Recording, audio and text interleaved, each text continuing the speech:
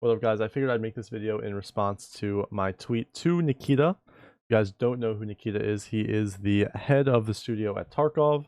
I'll show the tweet now. He was asking about what we want to know for the next Tarkov TV live podcast, which is where they talk about like the new changes and just balancing in Tarkov, right? I said, please make 5.56 usable. So many great looking M4 builds, but even the 100% meta build is pretty terrible.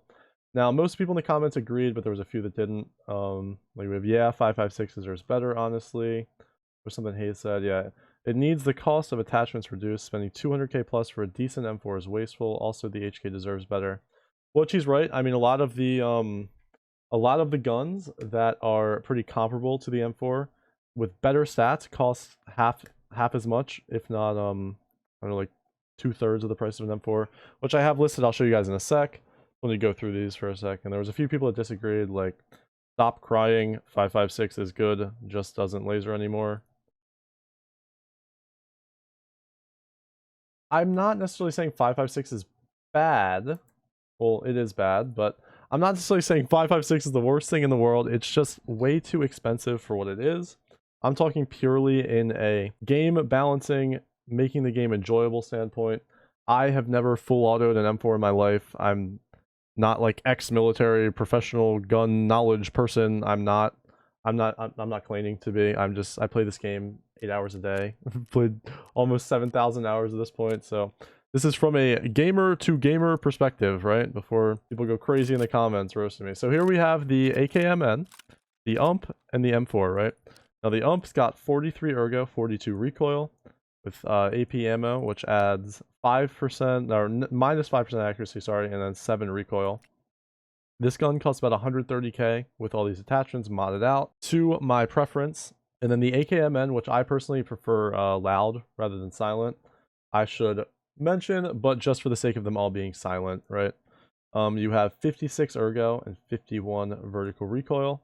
I would personally throw a BMD on there again, but that's with BP ammo, which is minus 3% accuracy, pretty negligible, and then plus 5 recoil. And then you have the M4, which is 69 ergo and 40 recoil. So the best stats out of all these guns, by far, pretty much. Not necessarily on the recoil front, but the ergo to recoil ratio is pretty fantastic. And then 5.5A1, which is minus 10% accuracy, which is kind of crazy. And 5 recoil. So pretty similar on the recoil front for all the ammos. And pretty similar on the cost for all the ammos as well. Now, BP is definitely much more obtainable than 5.5A1 and AP, but we'll just leave that out of it for now. So the UMP costs 130k. The AKMN is going to cost you around 250. And then the M4 is going to cost you around 360 for the full build. So you'd think, given, you know, the price, the M4 would be much better. But it's really just not. Like, I don't know anybody that in a like sweaty, you know, like tournament situation or trying to survive and make money would want to use an M4 for anything other than because they play the game a lot and they just want to use something new for fun. Now, I don't know if they should just make the M4 much cheaper in terms of parts than it is now, or make the recoil lower. I think the recoil I think the game would benefit if the recoil was much lower than it was now and just more controllable on the horizontal front for the most part. But let's take these in the hideout just to show you guys, and then we'll get into the actual ballistics and the damage values and why you see scavs tanking 5.56 headshots all the time. So if I were to control this to the best of my ability, crouching on the table, shooting here in the middle, we'll say we want to hit the chest, the middle of the chest every time, right? That jump is crazy. And let's say we want to do the same thing with this, which is 7.62 compared to 5.56, by the way. I mean, that first jump is crazy, man. I'll do another take just in case that was like some weird thing, because I feel like that was like even high compared to what I was expecting from the M4. Maybe we can get it a little bit more controlled here. Oh, there, dual auto. Okay, that's much more like it. I don't know why that first one felt so weird. Okay, so that's a pretty far range of full auto from anyways, but I mean, dude, they're not really much different in terms of spread. They were all pretty much felt the same. If anything, the AK felt a little bit more controllable. Now, I do know the fire rate is lower, so the M4 is going to feel like more. But in my limited experience of watching people full auto M4s on the internet and like talking about them and stuff, it's not like people are shooting M4s in real life, standing up full auto and going like crazy shooting the sky, you know what I mean? So, especially like our trained PMC operatives, so I don't see how it really wouldn't fit into the lore of the game. Just making the M4 a bit better in a weapon rebalancing context. It's just rough, man. I don't see a reason to ever use this gun. Now, if we crack into the ballistics of everything, we have all these at 50 meters, 100 meters, and then plus. This is on my friend's website, Logical Solutions, if you guys know him. He's my moderator. We have BP, we have AP, and then we have M80.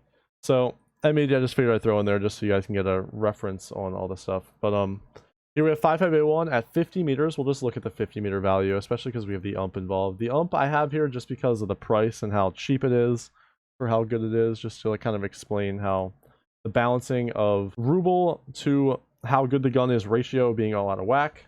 5581, 50 meters, you have 44.19 damage and 43.23 pen. BP, 55 damage, 55.75, and then 45.18 pen. I know it's only 2 pen better, but that jump between like, okay, when you have a pen that's say 35 or 45 or 55, compared to 54, 34, 44, you know, or even 3 in this case, that 5 is sort of what sets like the boundary for it being able to pen the next level. So 43.23 is going to be much less likely to pen level 5 than 45.18, if that makes sense. Once you get to that 40, it's sort of like a round up kind of scenario, right? So when the pen is, you know, 5 and above, you know, rounded up, right? So when the pen is there, and it's going to round up to pen level 5 pretty often, and then it's going to round down, it's not going to pen level 5 as much on the first shot.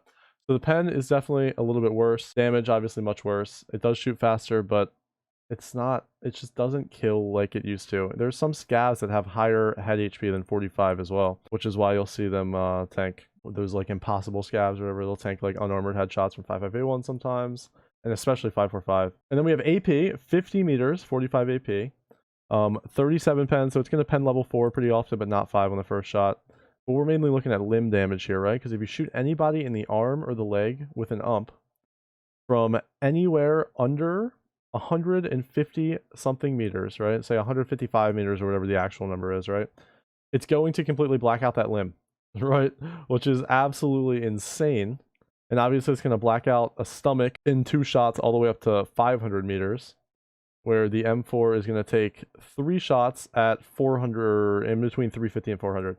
Now, I do know, like, obviously you're not going to use that gun at any range like that, but it's just going to show you the damage difference is immense. It's almost double the damage for this thing at some of these ranges, for the ump, or any 45 gun for that matter. And then M80 is going to black out a limb all the way over 200 meters.